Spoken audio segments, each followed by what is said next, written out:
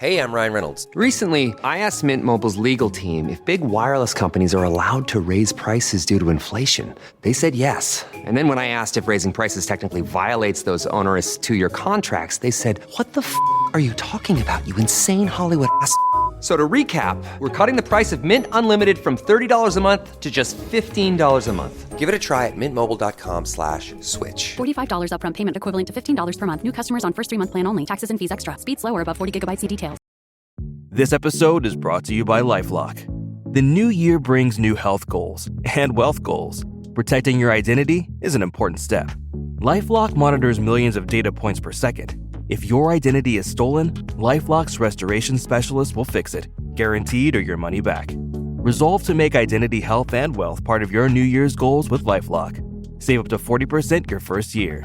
Visit LifeLock.com/podcast. Terms apply.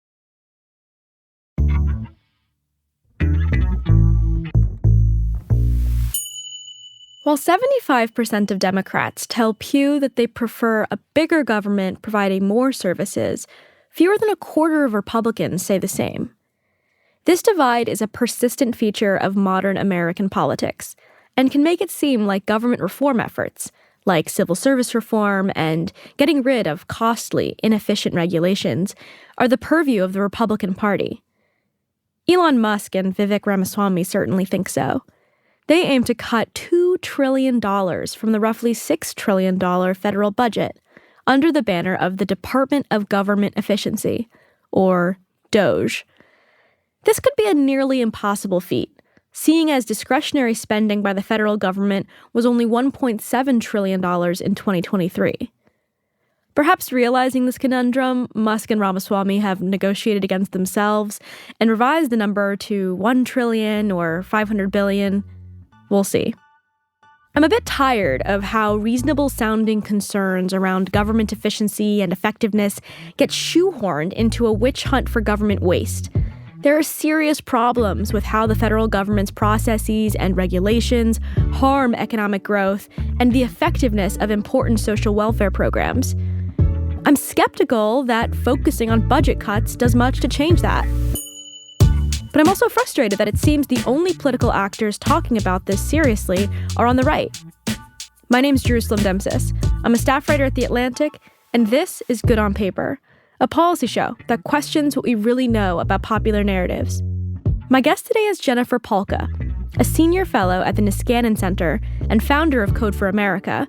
She worked in the Obama administration as Deputy Chief Technology Officer, and her recent book, Recoding America, argues that the federal government is hobbled by its inability to implement its stated priorities.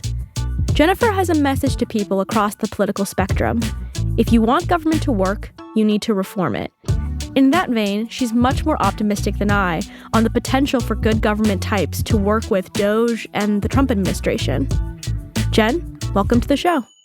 Thanks so much for having me. I am so excited to have this conversation. I feel like me and you, our work has been in conversation for years now, and we've been at like some of the same conferences and things, so I'm really excited to dive in. Me too. So you're someone who has worked in government and now works trying to make government better. Give us the liberal case for government reform.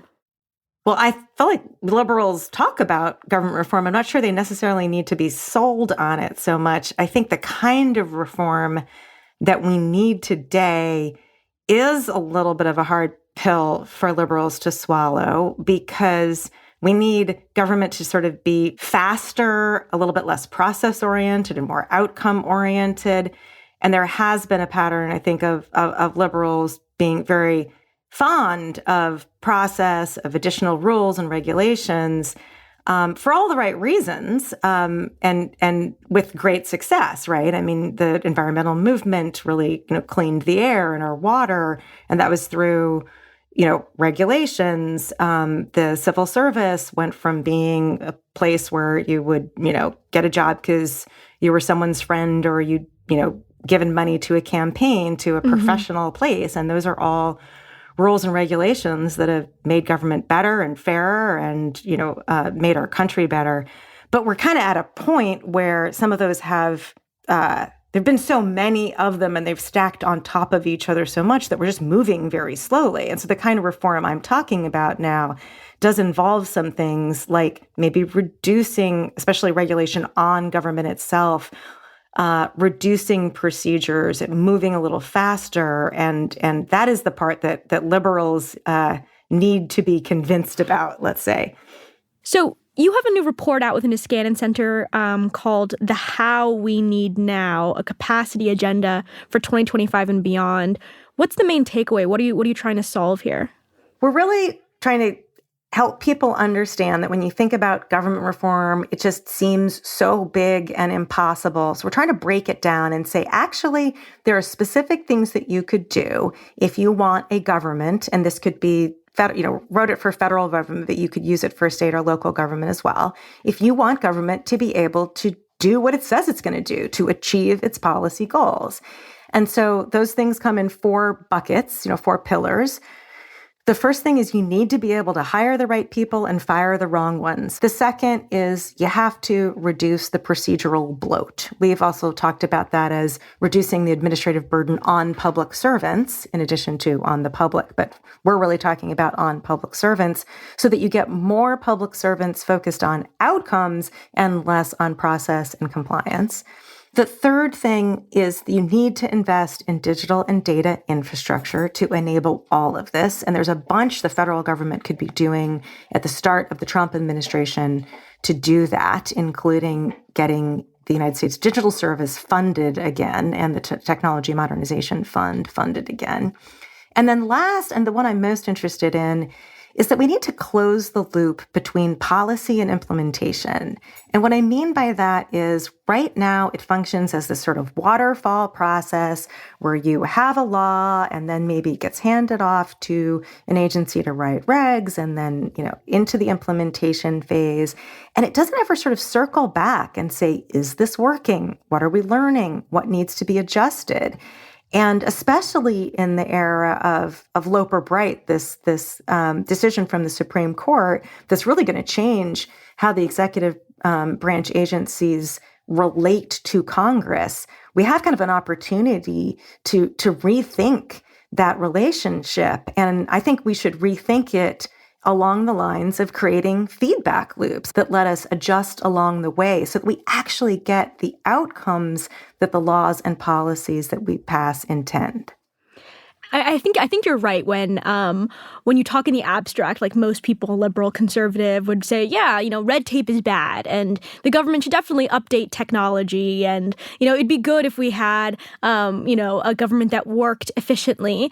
And then when you get into the actual policy prescriptions and the trade-offs, things become more controversial, particularly when you're talking about like civil service reform and regulatory reform. So one of the third rails has long been hiring and firing. And so I want you to talk to us a little bit about what's broken in that space and how you would change it. And I'd also like you to talk to us about the story of Jack Cable. Oh gosh, Jack, yeah. Well, first of all, what's not broken? So, we had the Civil Service Reform Act of 1978, which established these merit system principles. They are very good. If you read them, you are very likely to agree with them. They talk about integrity and fairness and, promoting people on the basis of merit. They're called the merit system principles. And I think they are a strong foundation for our civil service system. The problem is that that was 1978, and so we've had many years now for those things to be operationalized with a lot more kind of ornaments that have been attached to them, right? It's not just those principles, it's the regulation and the guidance and the operating manuals and the processes and the forms that have derived from those that have really, I think at this point, kind of perverted their intent. So, for instance, we say we're going to hire on the basis of merit. We also say we're going to hire in a way that's non-biased. Mm-hmm. Well, what happens is that you have HR managers who kind of control the process of selecting a candidate. And what they do I'll give you sort of the various specifics of how this works in 90% of cases. This is not the accepted services, and it's not political appointees, but open to the public competitive jobs. They get like a big pool of resumes, and they have to down select. The first down select they do is by looking for exact matches between the language on the resume or cover letter and what's in the job description. So like if you copy paste the job description into your resume, that's like points. Yes, and I have a friend of mine who's in my book. I actually originally interviewed her about this. I didn't put that in the book, but she was looking at a resume that had not just been copy and pasted, but like copy and pasted and not reformatted. Like that part was like in a different font. Oh my God. Like the same font, right? And she points this out to the HR manager, and they're like, yeah, that means that this person's like the most qualified because it's the exact same language. Oh and she's my like, this God. person is clearly unqualified because they didn't even know to like reformat. Yeah. No, but this is not an outlier. Like this happens a lot. So that first they're looking for these exact matches. And then they take everybody who was like really close in language. And also, by the way, who has something called a government resume, which is different from a private sector resume. And you have to know that somehow magically before you apply. Then from that pool, they send everyone a self-assessment questionnaire. And everybody who marks themselves as master, and I literally mean master, I think that's the top rating in a lot of these, they make the next down select. So they move on to the next pool. Wait, so if you just say that I'm a master at this, like without any double checking, you just get to move forward? Right. I mean, somebody could send me a self-assessment saying like, are you a master programmer in Python? Or, and I would just be like, yes. And I would move into that pool. Wow. Okay. But nobody checks it.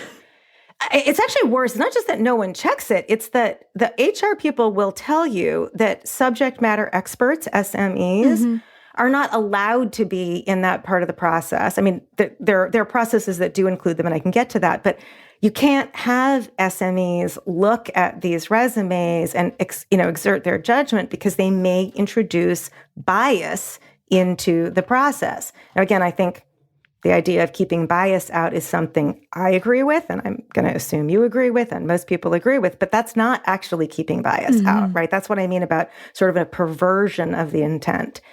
But anyway, so you have this now smaller pool of people who are great at cutting and pasting and great at self-aggrandizement, or really what it is they just know what to do. They know how to play the game. And then from that list, you apply veterans preference. In other words, any veterans in that pool float to the top. And that's the CERT, which is just the name for the list the HR manager gives to the hiring manager. That's the CERT that the hiring manager is supposed to choose from. So this is not consistent, to me, in my mind, with merit system principles of fairness and certainly, and not bias, and certainly not merit. And so what you are looking at when you see that kind of behavior is a system that's designed to be completely defensible from the critique of your judgment because you have exercised no judgment at all. And I understand why people defend them, like do these processes to be sort of defensible, but I think in the end they come up actually indefensible. So I learned about this process in part through a young man named Jack Cable. I was on the Defense Innovation Board at the time. And he won the Hack the Pentagon contest. So all these security researchers from around the country come together, and they're looking at bugs and security bugs in Pentagon software. This young man wins the whole contest. He's the best out of the group. And of course, the people at the Defense Digital Service and other parts of the Department of Defense say, great, we need this guy on our team. He applies with a resume that lists his programming languages and the frameworks that he is expert in. And he is cut in the first batch because he did not cut and paste. And the people reviewing his resume see this sort of gobbledygook of programming languages. They don't know, they're not technical people. They're not even sort of supposed to know what those are. And so he gets cut. And it's not just that, like then the Pentagon folks intervene and try to get him hired something like 10 different times. He does eventually get hired, but even with these interventions from people in power and sort of as it escalated with increasing levels of power in the Pentagon, this very talented security researcher continues to get cut from the process before hiring managers ever see his resume. Wow. And one more thing. Yeah. He's told by the HR people along the way, he's quite young. They say, go work at Best Buy selling TVs for a year, and then you'll be qualified for this job. Wow. And he, I feel like in that time period, obviously this is an exceptional case where a lot of people took effort to try to get him hired. But, private sector processes are much faster than this. And what's most likely to happen is you get all of these top performers going into the private sector. Oh, absolutely. And I mean, it's just a testament to his commitment that he stuck through it. And that young man has actually stayed in government. It's amazing. He's done some really wonderful work. So there's that part of the government reform that you talk about, which is about hiring and firing. Obviously, we only touched on a little bit. But the other part of it that you focus on a lot is around regulatory reform. And one of the laws that you've pointed out is the Paperwork Reduction Act. Can you walk us through how that act hobbles government? Yes. I will say we've had some good progress on PRA, and I should also mention that we've had some good progress on that assessment problem. The Chance to Compete Act passed both houses of Congress, and it actually directs agencies to stop using those self-assessments. I have high hopes for it, but I also will say there was an executive order saying that under Trump. Biden renewed that executive order, and it hasn't really gotten the agencies to change their practices yet. So there is an implementation issue, I think, and we're going to really have to watch if the Chance to Compete Act does what we hope it does. Wait, if both Trump and Biden issued the executive orders, why aren't the agencies doing it? It's very hard to change the practices of agencies even under direct order. But yeah, mechanistically though, what's going on? Are there people who are just refusing to change, or what's happening? Well, it wasn't in statute. I don't think there was a timeline or a deadline for it. It was. I think if you really read the language and sort of translate it into what's practical, it's sort of more encouragement. I mean, it does direct them, but, there's sort of very little teeth in it. And it's, government moves slowly. HR people move particularly slowly. I mean, there is actually, until you fix some other problems, like how detailed it is, like how many rules you have to comply with in order to use a subject matter expert in that process, it actually is like enormous amounts of time to run a hiring process using real assessments. Mm-hmm. So tell us about the Paperwork Reduction Act. What is it doing, and how is it preventing government from acting quickly and nimbly? So there's sort of the general level of it, which is just it's a lot of work to comply with. And so imagine you're charged with implementing the CHIPS and Science Act, for instance, and you want to stand up a form to allow companies to express their initial interest or even apply, right? You want to know early on what kinds of projects might companies, bring to the Department of Commerce to apply for funding under CHIPS. Well, you can design the form. There's going to be a lot of process and, a lot of stakeholders that want to look at it. You don't get to write something up and throw it up on the internet. But once you've done all that work for your internal agency stakeholders and sometimes cross-agency stakeholders, then your form, because it's an information collection, is subject to review by the Office of Information and Regulatory Affairs at the White House. Mm-hmm. And so you've got to sort of do all this pretty heavyweight documentation of your form and why you're asking these particular questions, and you submit it to them. And because that process needs review by people, there's only so many people in OIRA, Office of Information and Regulatory Affairs. And because the process requires 2 separate times that you post it to the Federal Register, get comments from the public, respond to those comments, then potentially do a revision, then post it again, get comments, respond to those comments. And those time periods are are designated in statute, I think it's 30 days the first one and 60 days the second one, like right there, that's at least a month, but more because you have to do all the, lead up and then follow up. The average time to get through, or actually I think it's the minimum time to get through a standard PRA review is 9 months. And that's just to get one form up. Wow. And it can be longer. Now, there is a fast track process, but if you get a fast tracked application, that runs out in 6 months. So in 6 months, then you'll have to do it all over again when you're supposed to have sort of moved on to the next phase of your project. You're kind of going back to zero. And there's certainly value in a centralized office knowing all the things that agencies are asking the public or, companies or, anybody who would be filling out a form. And there's absolutely value in knowing like, oh, we have this data here. Maybe we shouldn't be asking for it. Maybe we can get it from another agency. That would be like the best use of this kind of centralized function. But we have let this become quite a heavyweight process that really slows agencies down. You've outlined quite a few things in your public research and writing around how you think this government, both whether we're talking about Congress, but also the executive branch, should reform in order to make things more efficient. Some of these things are just common sense requirements to, make hiring practices align with things that people think are good, like merit. But, most people who are talking about this, I think, are often on the right. And increasingly, I think this conversation is being brought up by people like Elon Musk and Vivek Ramaswamy, who are heading the Department of Government Efficiency, DOGE, for President-elect Donald Trump. You wrote recently a piece for your Substack called Bringing Elon to a Knife Fight, where you said that you support Democrats like Congressman Ro Khanna for pledging to work with DOGE. Why is that? Well, I did say that until we know more about what they're going to do, I think we should take an open stance.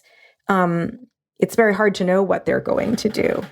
But ultimately, I said that because as much as I may disagree with the policy goals of the administration that Musk and Ramaswamy, are serving, there is so much work that needs to be done to, subtract from government instead of constantly adding to it, to make it easier to get stuff done in government. I mean, people talk about regulation always as, we're regulating companies so they can't, pollute a stream. That's wonderful.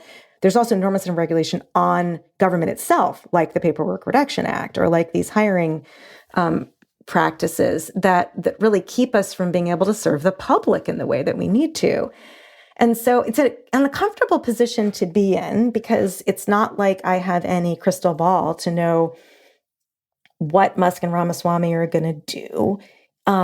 And I may disagree with some of what they do, or maybe in a lot of what they do.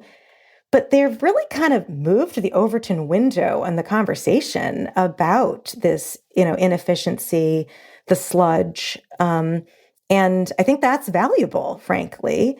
And I want Democrats to kind of get in the game of that reduction. And I think that if some of what they do is the wrong thing to do, but they shake government up in a way and maybe even pull some stuff out, we may be able to build back things that really are kind of right-sized, the right-sized procedures. Not no procedure, not no process, but maybe not the heavyweight process that we have today. The thing I hear you saying here is sort of what I hear from people who have given up on their own side doing the right thing. And this is, I guess, reflected in the end of your piece where you write, "We can wish that the government efficiency agenda were in the hands of someone else, but let's not pretend that change was going to come from Democrats if they'd only had another term. And let's not delude ourselves that change was ever going to happen politely, neatly, and carefully."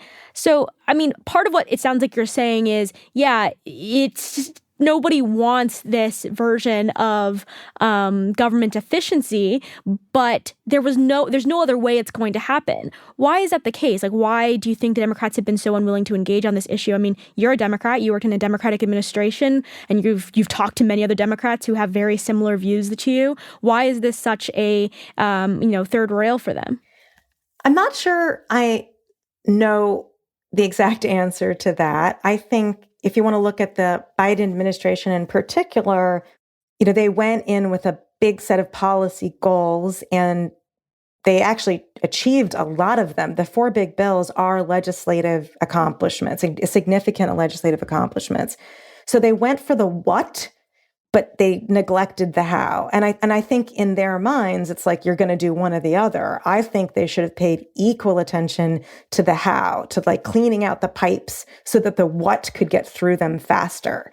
And, that speed has clearly been a real problem. I mean, we're writing now about the amount of money that could be clawed back because it didn't get through those pipes. So the really, really reducing the Biden's legacy, the frustration of not having that many electric car chargers that were promised under the, the bipartisan infrastructure law, all that stuff, it is due to this lack of focus on the how. And I don't think it was a binary choice.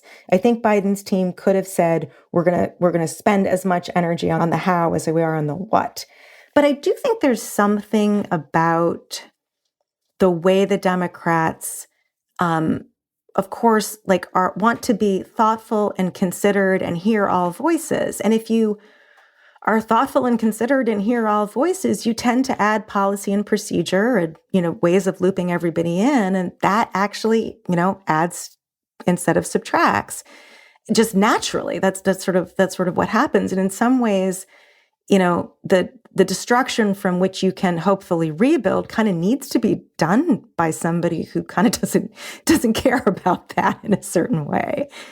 I wonder, though, because it feels that, two different theories of government reform, I worry about being conflated, right? So let's take the DOGE theory, the Vivek Elon theory.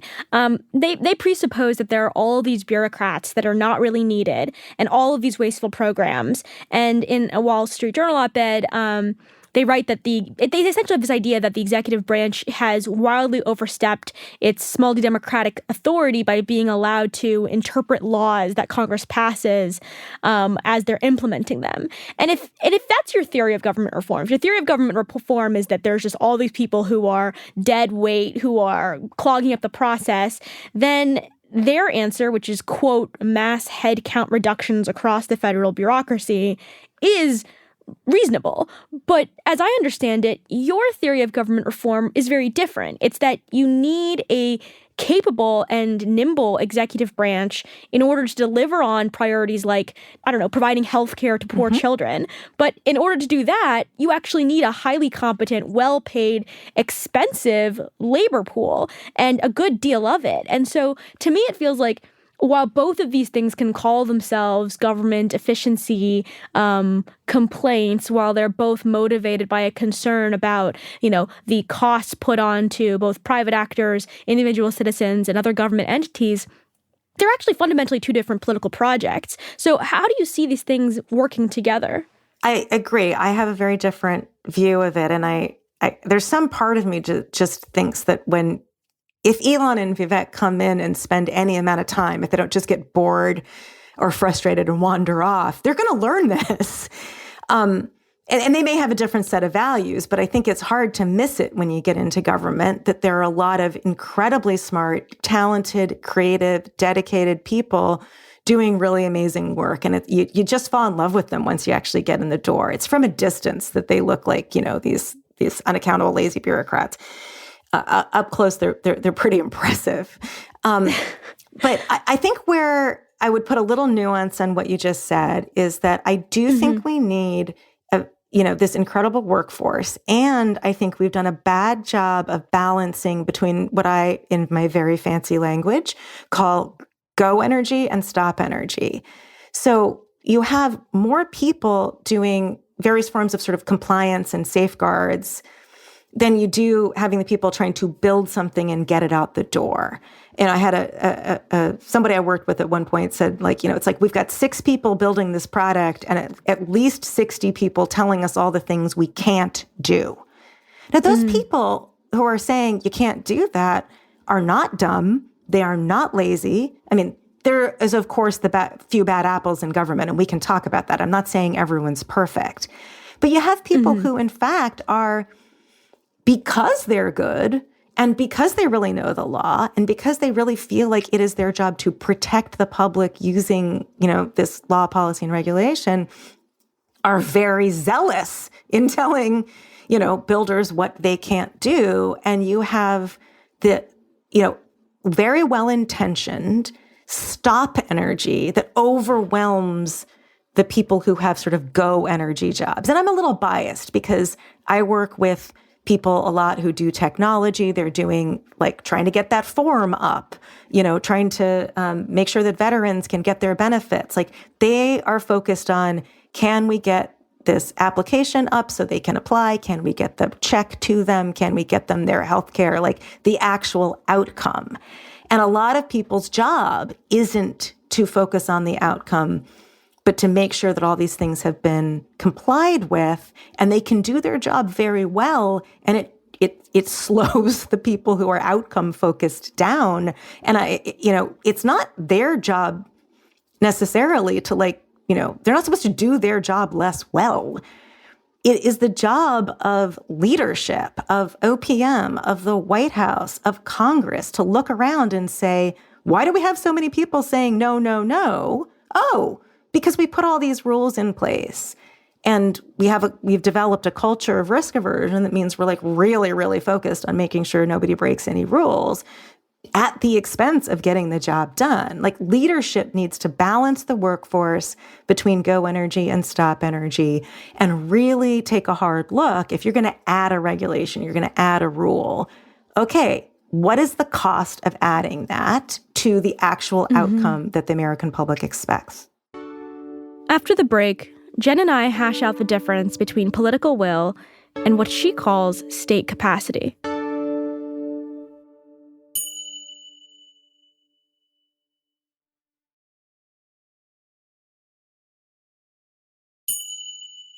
One phrase that you use a lot, and this is included in your recent report with the Niskanen Center, is state capacity. Can you define that for us? Well, I didn't even know the term until after my book came out, and people were like, "This is a state capacity book." But I have since learned it's an academic term that simply means the ability of a government at any level and any government to achieve its policy goals.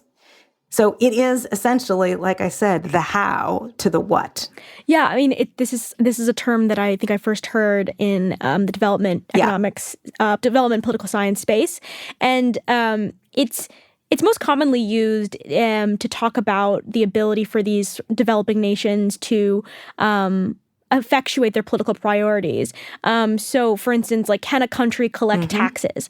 Can it maintain the monopoly on the use of violence? And these are core questions of state capacity, because if you can't just collect taxes, you can't run programs. If you can't have a police force that enforces laws, there's very little you can do on top of that. You can't run a CHIPS program if you can't do those things to begin with. Why does this sort of idea, and how does this sort of idea apply in the American context, where we have the ability to collect taxes? We have, relatively to the rest of the world, a high degree of monopoly on the use of legitimate force is contained within the state. What is the purpose of applying this term here? Well, I mean, since you brought up applying taxes, the individual master file at the IRS, which holds all of the data about tax returns from individuals and families since the 60s, is written in assembly code. There are, vanishingly few people in the world who know what that code looks like. And it's pretty, it's robust. It's lasted a long time. But you're going to run out of the human understanding of how that thing works, and you're going to have a crisis at some point.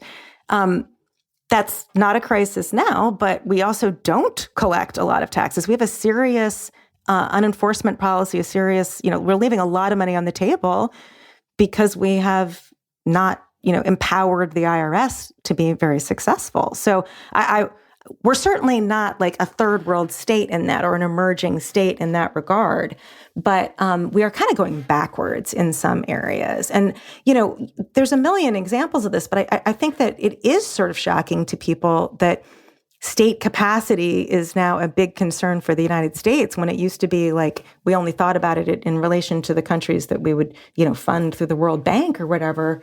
But, national defense is a really great example of this. I mean, we keep spending more and more money, and it is not at all clear that we are getting more deterrence or more security. In fact, my thesis there is that we're just spending too much money, not because we shouldn't cut spending because we want to be less secure.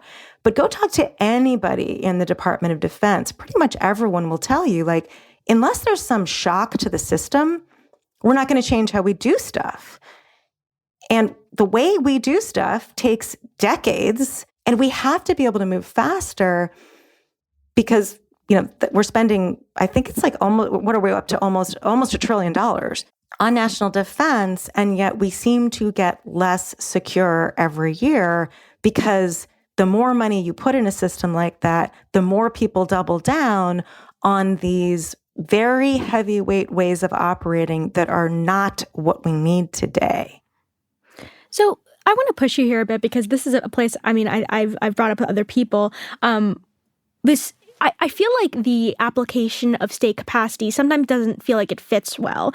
And that sometimes what's actually happening is that this is just a question of political will. It's not that the government can't accomplish what it tries to do. It's that it actually has competing priorities, and there are trade-offs it's unwilling to make. One, I think, place where people have talked a lot about regulation that is holding government back is the National Environmental Policy Act. And, this is, a piece of legislation from the 1970s that requires that the government study the environmental impact of its major actions. And it's often talked about that it takes years to compile an environmental impact statement. So it can take years and years in order to get a permit for, a big energy project. But something interesting happened, and this is a stat that was surfaced by Brian Potter, his Substack, Construction Physics. I'm reading from it. In 2009, after the Great Recession and Congress passed the American Recovery and Reinvestment Act, there were over 190,000 projects totaling $300 billion worth of stimulus funds that were required to have NEPA reviews before the projects could begin. After the passage of the American Recovery and Reinvestment Act, categorical exclusions were completed at a rate of more than 400 per day, and 670 environmental impact statements were completed over the next 7 months. So essentially, these EISs, the environmental impact statements that often take years to complete, all of a sudden are being completed over the course of a few weeks. 670 over the course of 7 months is just astronomical compared to what we usually see. And this is like an example where I see like nothing changed about the state capacity. They didn't change anything about, the legal environment. They didn't change anything about the number of people working in government and whether they were more qualified. The HR processes didn't change in this time period. What happened is that the federal government was like, we're in an emergency space. We need to get a bunch of stimulus dollars out the door because we're in a free fall recession and we're worried about mass unemployment. And then all of a sudden, all of these things that seemed like state capacity issues, that seemed like these big constraints on government, actually just disappeared because everyone wanted them to happen. So is it the case that like we really can't do what government can't do what it wants? Or is it that there's a lot of competing priorities, and in times of non-emergency, we're actually not aligned on what government wants to do? Well, I mean, I think COVID is another good example of when government just does it, right? Or Josh Shapiro's getting I-95 open again. I can't disagree with you on that. Absolutely. And I will say, I remember that too, and we looked into it, and it's not exactly apples to apples there, so I just like put a little bit of an asterisk on it. But I think your point is valid. But it does then beg the question, right? So like, we only have 47 electric vehicle chargers out of the money that came out of the bipartisan infrastructure law. I guess it was also a bill that funded the BEAD program for broadband internet access, and we have zero connections from that. Are you saying then that Democrats didn't want to see those things implemented? Because I do think it is a matter of will, but we are seeing places where the political will seems to be there, but it seems to sort of stop after the law is passed. I think I've also shared this with you before, but I got into this through working with cities and states on benefits delivery. And we were looking at SNAP uptake, and I was in California, and it was just shocking to me that California, which had a ton of money and spent hundreds of millions of dollars on IT systems for people to apply for SNAP online, had the second lowest rate of participation in the program in the entire country. Only Wyoming was worse than California. Is that a political will problem? It's like a really blue state, very pro-welfare. But it was just kind of couldn't get out of its own way. It so overscoped these systems that it took, about almost an hour to apply online. You couldn't do it on a mobile phone. It was just all these ways in which they created a system which is hard to use. But it's really clear to me that they didn't intend to do that. They just had too much process in the way and less of a focus on the outcome. So, I do think it's a political will, but it has to be political will to follow the thing all the way through to the outcome, to get to care as much about the implementation as you do about the legislative win or the money that you put into it. I mean, we're really good at money and rules. And those things do not necessarily translate to the outcomes that we promised people. So we have to have that will has to move. Yeah, but I think what I'm saying is I think this may be a case of revealed preferences, right? You asked me, does it mean that Democrats didn't really care about getting broadband out? And I don't want to make that kind of a strong claim. I think if they could push a button and there was rural broadband for every single person in rural America, they would have pushed the button. But the question government asks and government policies ask, which you've written about extensively, is not just, hey, do you wish this thing existed? It's when you're forced to make trade-offs between whether to push out broadband or make it easier for contractors that are different than the ones you usually go to get access to this program, which do you choose between? If you're going to choose between actually getting out broadband and following the most onerous environmental regulations that exist, which thing are you choosing? And over again, you see, as you mentioned before, liberals choosing this process, choosing this kind of way of delaying implementation in order not to follow some, shoddier, quicker, maybe more error-prone system. In in doing so, they end up not getting to the outcomes. And to me, I feel like that actually is a situation where we're seeing what Democrats actually want, which is, I think, really clear when you look at infrastructure projects. I mean, this is what I think is a story of California high-speed rail, where you talk to so many people. I bet a lot of people would love for there to be high-speed rail between San Francisco and LA. Yes. I don't think they're lying about that, wanting that to exist. But when you talk to people who are working in that program or who are working trying to implement it, and you say, okay, well, you need to not let every single local government fleece this project for whatever priority they have on the ground, and no one wants to do that. So I'm left with the conclusion that yes, they want high-speed rail, but not if it means angering a single person within the Democratic Party. I completely agree with that. It's a little bit what I was saying about you kind of need a big disruptor, someone who doesn't care to get stuff done sometimes. I wish it weren't Elon necessarily, but if you've created a system in which you have to make everybody happy, eventually people will be so frustrated they'll let somebody, give the job to somebody who doesn't care if he makes anybody happy. One of the objections I hear sometimes from liberals about making government more efficient is that all of these layers of procedure are to protect and prevent against authoritarian impulses. So yes, it's frustrating and annoying that we have to follow all of these rules and that there are all these government watchdogs that might sue if you don't cross your T's and dot your I's. And that is annoying when you're trying to get good policy done. But when you have someone like Donald Trump, for instance, get elected, you'll be really unhappy that all of these procedures and layers of government exist. How do you respond to that? Well, they're not wrong, of course. And we just talked about trade-offs. This is exactly a trade-off conversation, right? The reality is that I believe that our lack of results and the slowness of government played a part, may not be the leading part, in driving people towards wanting someone who claims I alone can fix it, right? Who claims to be able to bust through all that red tape. Now, in reality, did he bust through a lot of red tape in his first administration? Well, he claimed to roll back a lot of regulations. Since, like, per the analysis, he sort of didn't, his team really didn't do that much on that front. But it is a trade-off you make. I'm not extreme on either end. But I do think we need a middle ground where we are looking at where safeguards and processes and procedures and the ability to sue are kind of right-sized, where there are some protections. But where we are right now is like the extra large version of protections, which has slowed us down enough that it has driven this force in our society for like none, which is, it's just the pendulum swinging. I just wish the pendulum would like settle a little bit in the middle. But that's a trade-off we need to make. And we have to, as you say, piss some people off in order to get that, because you're going to have to say no to some people to get the job done.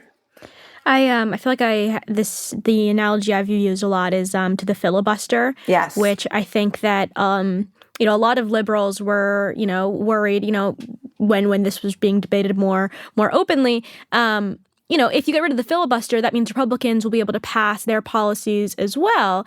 And, I think the thing that's interesting about this is one, it's like the question of democracy, like small d democracy, like, do you want government to be able to do things such that the public can actually evaluate them, versus someone gets into office and they can't actually enact a bunch of their priorities. So it's actually quite unclear what signal you're supposed to be sending as a voter. But also, secondly, I think there's like an asymmetry here where if you are a small c conservative versus a lower L liberal, like, you have different sorts of desires from government. Like, there are a lot more active policies that are trying to be passed by people who are liberal, who are progressive. And so there's kind of an asymmetry of what gets constrained in that kind of a paradigm. And so I think that, it's hard because, you look at the looming potential changes in a Trump administration, and you think like, well, it's really good that there are all these different ways of constraining this. But in the long run, there's just this larger question here about whether it's democratic at all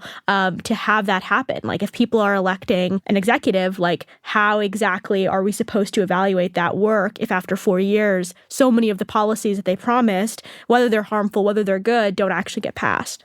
It's such a hard question. And yeah, I kind of want to stand on as uncomfortable as this is, if you think state capacity is important, like, to the country, you kind of have to be okay with people who you, let's softly say, don't agree with having it. But, we're in this sort of thermostatic nature of elections right now. It's, I have no crystal ball, but if the Democrats were to get the White House back in 4 years, or even take back Congress in 2 years, you really don't want them to be dealing with this lack, this huge incapacity once again, or at least, or I don't. And that's it's just a tough pill to swallow, but I think it's one we have to swallow, again, in that sense of, making trade-offs. I agree, it's much like the filibuster. You could also say that the Administrative Procedures Act is a lot like the filibuster. Like, it needs to be reformed for all the reasons you mentioned when you talked about NEPA, to be able to get these, big infrastructure projects built, because it creates such a huge surface area for attack by minority interests. And if you were to do that like today, you would really empower Trump to do a lot of what he couldn't do last time. And that's really problematic. But the reality is it's not going to get repealed today. Like, if you started working on that now, maybe it would happen at the end of the administration and benefit the Democrats. Now, I know that's sort of a Pollyannish view of it, but at the end of the day, it kind of just does need to get reformed if we're going to be able to to govern at all. And you used the word like democracy, right? Like if we have a system in which we vote for elected officials and then they go through that messy political process to say, well, let's use the example of housing, right? To say this area needs more housing, we're going to build more housing. And then a bunch of people who have an interest in having that housing not be built can stop it. Is that democracy? Like, we have thwarted the will of what the democratic process actually came up with. Well, Jen, always our last and final question. What is an idea that you had that you thought was good at the time, but ended up being only good on paper? I love this question. You asked it of a guest a couple of episodes ago who answered small plates, which just made me laugh so hard. And now I'm just not ever going to order a small plate at a restaurant again. Okay. So I'm just co-signing that. But I guess my more original answer would be, when I started working with local governments, I really had this sense that more data was better. It was kind of shocking. Sometimes you'd go in there and you were just like, you're not making decisions based on data. How awful. We need more. We need more. And then over time, I realized there's a human aspect to this that we neglect. So there became this whole trend of doing data dashboards for local governments. And then no one looks at them really. Like if they were sort of a lot of work for, in some cases, not much return, depending on the human and cultural and, organizational infrastructure into which they were inserted. But I also really saw when I was working on the unemployment insurance crisis during the pandemic, the ways that a lot of leaders see data as a grade that they're getting, not a compass that they can use to steer the ship where they need to go. And I really changed my view on what kinds of data are good in a governing context and a performance management context, and really now sort of see it as good only if it's introduced in the right ways and if the people who are supposed to be using it as a compass actually are empowered and encouraged to do that. Well, Jen, thank you so much for coming on the show. Thank you so much, Jerusalem. This was fun. Good on Paper is produced by Rosie Hughes. It was edited by Dave Shaw, fact-checked by Enna Alvarado, and engineered by Erica Huang. Our theme music is composed by Rob Smirsiak. Claudia Nabaid is the executive producer of Atlantic Audio. Andrea Valdez is our managing editor. And hey, if you like what you're hearing, please leave us a rating and review on Apple Podcasts. I'm Jerusalem Dempsis, and we'll see you next week.